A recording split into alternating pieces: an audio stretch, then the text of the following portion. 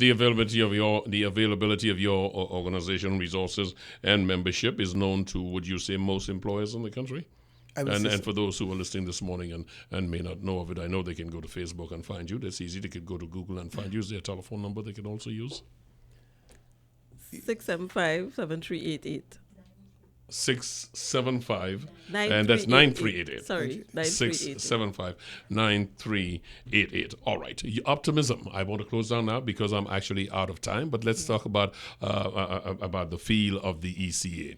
Are you optimistic about the economy of Trinidad and Tobago, so much so that you can say it is your consensus from talking with your members that the private sector is willing to come in there full hog as against what I thought I understood from the donor leadership, the DOMA leadership, Downtown Merchants Association? Would you say that your membership is exuberant, bullish about Trinidad and Tobago? Well, I mean, it would be foolish to say that our membership don't have concerns. But I think we see as part of our job to be able to continue to educate and to continue to share with our members ways of survival in this time. And the ILO has taken it as a mandate of theirs. We continue through that communication. And I want to say one little thing, Rennie, before we go on. We have also started our personal working meetings with NATUC because they are the representative body for workers. So we have actually met with them. And we have listed down a number of items that says, let's look at what we consider to be the biggest items.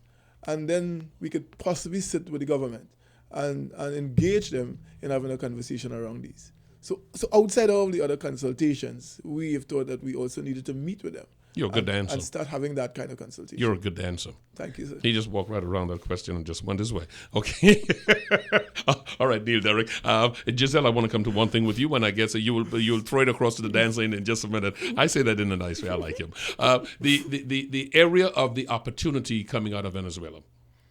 Are members of employers who are business people? Are they excited about that possibility? Well, really, to be honest with you, I really wouldn't be able to give feedback with regard to that in terms of the recency of it and not having had the opportunity to get feedback from our membership. But I think in the largest scheme of things, one is that some of the investments, if you remember, something like the Mitsubishi investments and some of our own investments, had some concerns about the level of gas in Trinidad. So I think one of the major problem. And one of the things coming out of that Venezuelan discussion is that issue of gas, right? So I think that for the larger organizations, they are already possibly looking at it with some kind of exuberance, and I'm sure that the spinover will start to benefit those that may not recognize it at this point. You don't see another Mittal happening just like that because of the tripartite conversation that's going on now. But it's true to say that you have the feeling, or your organization will ensure, since you also kind of look at the interests of the workers, that they will not be facing another Mittal sort of breakup operations, get out, we out of here, and leaving workers at the bottom of that pole for claiming anything. Well, the law has not changed, so we can't guarantee.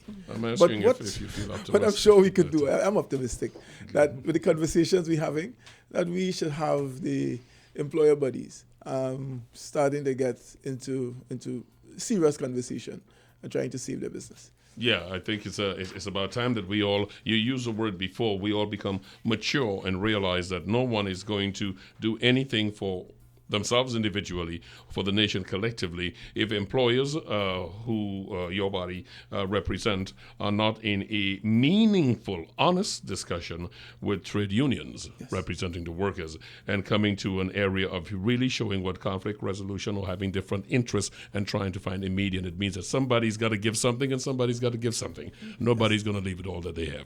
Surely. All right. So let me thank my guests for being with me. And Derrick, Neil Derrick, Vice President, and Geselle Estrada, Executive Director of the Employers Consultative Association. Also thanks to your President, Jocelyn Francois Opadei, for making this all happen. It's good to have you guys here again. Thank you. Thank you for having us. We will continue talking about it because there are a lot of parts on this that we have to put out. I get the feeling sometimes as well as employers are not always disposed to go going the way of advice that may interfere with their bottom line, employees, the workers, also have to be exposed to conversations like this so they understand there is more in this than just their salary and or their benefits.